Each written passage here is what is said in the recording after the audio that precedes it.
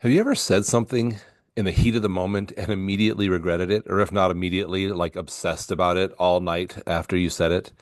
That moment where you do that, where you say something that totally feels outside of your personality, what you would normally say, is what emotional intelligence is all about. And so one of the things we talk about in chapter 5 is emotional intelligence and how we can strengthen that emotional intelligence. So, first of all, it may be important to understand why emotions matter. So, emotions are more than just feelings, they're signals. It's our brain telling us something. They tell us when something's wrong, when something's exciting, when something feels off. Emotions guide our decisions and shape our memories, even, what sticks in our mind and what doesn't, and they affect how we relate to other people. Often, fear will keep us from walking down that dark alleyway because it just doesn't seem safe.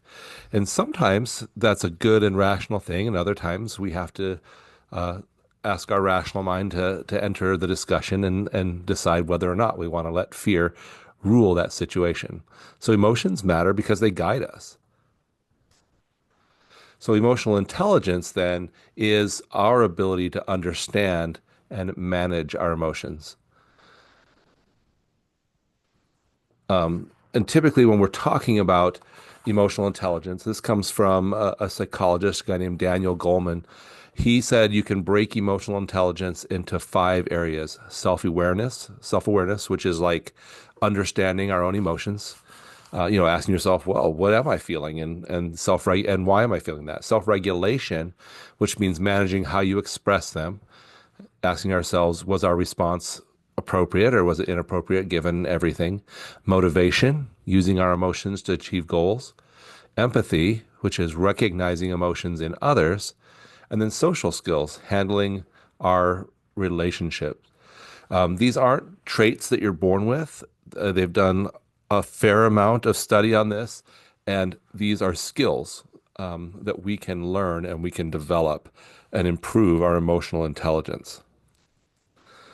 So why does it matter? Well, because emotional intelligence is linked to better relationships and communication. It helps us with decision making and stress management. And overall, as everything I feel like we've studied so far in this class, if you can understand where you're coming from and understand where others are coming from, and then regulate the way you react, you're going to be in a better position to have better relationships, whether they be in business or in anything else, just in general, I guess.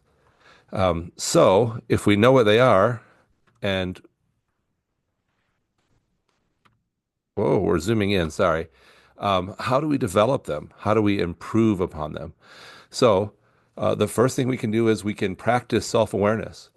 We can pay attention to how we feel. And when we recognize how we feel, we can ask ourselves, what is it that I'm feeling and why am I feeling this way? We can reflect before acting or reacting. And sometimes that's easier than others. But if we pause before sending an angry text, and give a moment to think about it, will often change. And the more we do that, the more we're likely to behave in a way that is more consistent with how we want to be. It helps us build empathy, or we can develop emotional intelligence through building empathy. If we listen to what other people say and try to feel and understand where they're coming from and judge less, again, the more we practice that, the higher our emotional intelligence will be. We can learn from feedback. So when people criticize us, it's nice when it's constructive, but any criticism is an opportunity to learn. Try to understand where they're coming from, and why they would say something like that to you. And finally, we need to stay curious and open-minded. Recognize that everybody sees the world a little bit differently, and emotional intelligence grows when we kind of accept that we may not see things the same way as someone else, or when we accept that we're reacting rather than acting in the way we want to. And seeing these opportunities, having this growth mindset, like we've learned in the past, can help us to see opportunities as chances to learn and grow and develop our emotional intelligence.